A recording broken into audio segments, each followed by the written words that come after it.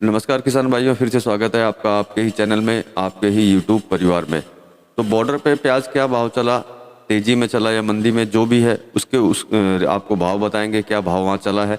साथ में आज पाकिस्तान से जो प्याज आने वाला था, जो पाकिस्तान ने अपनी रेट बढ़ा दी थी, उसकी कुछ इन्फॉर्मेशंस मेरे पास आई हैं, उसके ऊपर भी अपन चर्चा करेंगे। सारा आपको बताऊँगा कि पाकिस्तानी प्याज की रेट बढ़ाने से हम लोगों को क्यों और कैसे फ़ायदा होगा।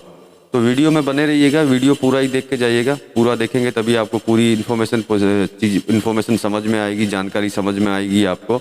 और चैनल पे नए आए हैं किसान भाइयों तो चैनल को सब्सक्राइब करे बिगड़ मत जाइएगा। वीडियो पसंद आए तो लाइक कर दीजिएगा, और लगता हो वीडियो के शेयर करने लायक है वीडियो तो शेयर करना बिल्कुल भी मत भूलिएगा।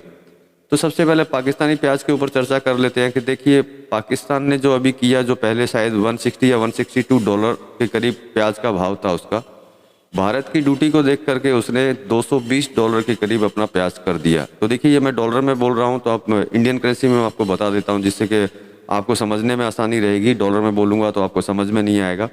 तो पहले पाकिस्तान का जो प्याज था वो 14-15 रुपये के करीब समथिंग था। उसके बाद उसने उसको बढ़ा करके 18 रुपया 40 पैसा से भी ज़्यादा कर दिया। तो मतलब उसने अपनी भारत की ड्यूटी को देखते हुए अपने प्याज की रेट बढ़ा दी। लेकिन वो ये चीज़ भूल गया कि पाकिस्तान से प्याज बांग्लादेश पहुंचने में 8-9 दिन, उससे ज़्यादा भी, मतलब एक इंपोर्टर के पास में पहुंचते हैं उससे 10-11 दिन 12 दिन उसको लग जाते हैं। लेकिन भारत की अगर बात करें तो भारत के किसी भी कोने से प्याज बांग्लादेश जो है चौथे दिन या मैक्सिमम 5वें दिन पहुंच जाता है। तो ये तो बात थी पहुंचने की, ट्रांजिट टाइम की बात थी। अब बात करते हैं क्वांटिटी की। तो वहाँ से अगर 20 फीट कंटेनर माल लेकर के कोई जहाज़ निकलता है तो उसमें 20 फीट कंटेनर में ज़्यादातर 13 टन के करीब माल आता है। अब अपने को फ़ायदा कैसे होगा, देखिए मैं बताता हूँ आपको। अपन 13 टन के कंटेनर की ही बात करते हैं सिर्फ, जिसमें ट्रांजिट टाइम मैंने बता दिया 8-9 दिन, 10 दिन, हो सकता है 11 दिन तक बांग्लादेश के आयातक तक माल पहुँचे, बांग्लादेश के इंपोर्टर तक। अब उसके भाव की बात मैंने 18 रुपये 40 पैसे बोली तो आपको लगा होगा कि रेट तो बहुत कम है। रेट कम नहीं है, इसके ऊपर भाड़ा है, क्योंकि जिस जहाज़ में माल आएगा उस कंटेनर का भाड़ा देना होगा, लोडिंग अनलोडिंग सब करना होगा। एक कंटेनर का भाड़ा समथिंग 1,53,340 रुपया आता है, एक कंटेनर का 20 फीट का। तो मतलब अगर मैं सीधा कैलकुलेशन लगा करके आपको अगर बताता हूँ तो लैंडिंग कॉस्ट जो बांग्लादेश के अंदर इसकी पड़ती है पहुँच करके समथिंग 40 से 45 रुपया पहुँच पड़ती है इसको इंपोर्टर तक पहुँचने की। एक लमसम प्राइस मैंने आपको बोला है, क्योंकि इसके अंदर इसका भाड़ा हो गया, लोडिंग अनलोडिंग 10 रुपये करीब हो गया, मतलब भाड़ा जो है समथिंग 13 रुपये के करीब लगता है पर केजी का। तो 18 रुपये, 13 रुपये और समथिंग 10 से 11 रुपया लोडिंग अनलोडिंग का। तो मतलब 40 से 45 का एवरेज इसका बांग्लादेश पहुँच करके लगता है। तो यही भाव जो है अभी भी 40% भारत को ड्यूटी देने के बाद में भी सेम जो रेट है वो मिल रहा है। तो देखिए, सभी आदमी यही चाहेंगे, बांग्लादेश वाले भी चाहेंगे, उनमें भी बुद्धि है। तो जो काम उनका 3 से 4 दिन में हो जाता है उसके लिए वो 10-11 दिन क्यों इंतज़ार करेंगे। वो 10-11 दिन में इंतज़ार करने के बाद में वो प्याज वहाँ पहुँचेगा और यहाँ चौथे दिन पहुँचेगा। तो इससे ये तात्पर्य क्लियर हो जाता है कि भारत से निर्यात नहीं रुकने वाला, चाहे ड्यूटी कितनी भी लगी हुई हो। साथ में ये भी इन्फॉर्मेशन है कि ड्यूटी को कम करने की कोशिश की जा रही है, शायद 12% के करीब कर रहे हैं। अगर वो 12% हो जाती है तो वैसे भी भारत का प्याज पाकिस्तान से बहुत सस्ता हो जाएगा, तो पाकिस्तान से प्याज लेने की उनको ज़रूरत नहीं पड़ेगी।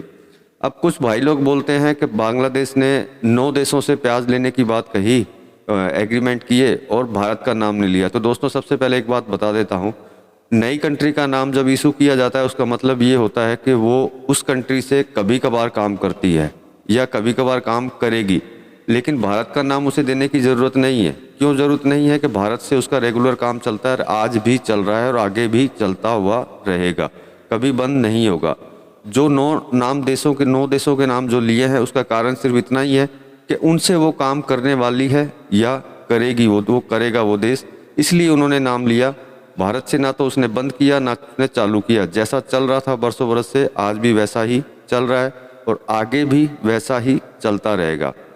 अब पाकिस्तानी प्याज का तो किस्सा मेरे हिसाब से मोटा मोटी ख़त्म हो जाएगा और भारत का प्याज उसी तरीके से बिकता रहेगा जिस तरीके से पहले बिक रहा था, जिस तरीके से पहले निर्यात हो रहा था।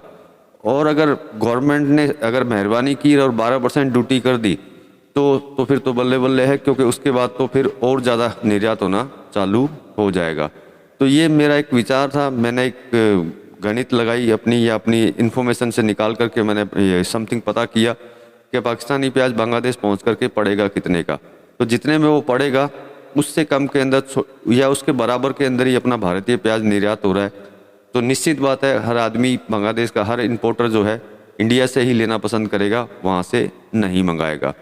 अब बात कर लेते हैं भाव की कि क्या भाव चला और कितने ट्रक गए हैं। तो निर्यात में भी तेज़ी देखी जा रही है। कल तक जो थे 140-142 ट्रक के करीब थे, अभी 172 ट्रक जो हैं निर्यात हुए हैं इंडिया से बांग्लादेश। तो मतलब इसमें भी तेज़ी है और भाव में तो रेगुलर तेज़ी चल ही रही है, जो आगे भी हम चाहेंगे परमात्मा का नाम लेके आगे भी ये तेज़ी चलती रहे। भाव की बात करते हैं तो सुपर गुल्टा 44 से 46 चला है। गुल्टा की बात करें तो 43 से 44।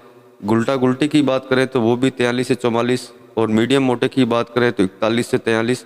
और इंदौर एमपी माल की बात करते हैं 37 से 40 रुपया गया है।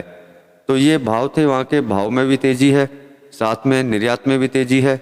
और अभी ये जो पाकिस्तान वाली जो चीज़ हुई है, जो इन्होंने रेट बढ़ाई है, उससे आगे और तेज़ी आने की आशंका रहेगी। शायद तेज़ी 100% आने के चांसेस आगे बढ़ते जाएंगे। तो ये मेरी जो इन्फॉर्मेशन थी मैंने आप तक पहुंचाई हो। अगर आपको पसंद आई हो तो वीडियो को लाइक कर दीजिएगा, लगता हो वीडियो शेयर के लायक है तो शेयर कर दीजिएगा। और चैनल पर नए आए हैं दोस्तों तो चैनल को सब्सक्राइब करे बगैर मत जाइएगा।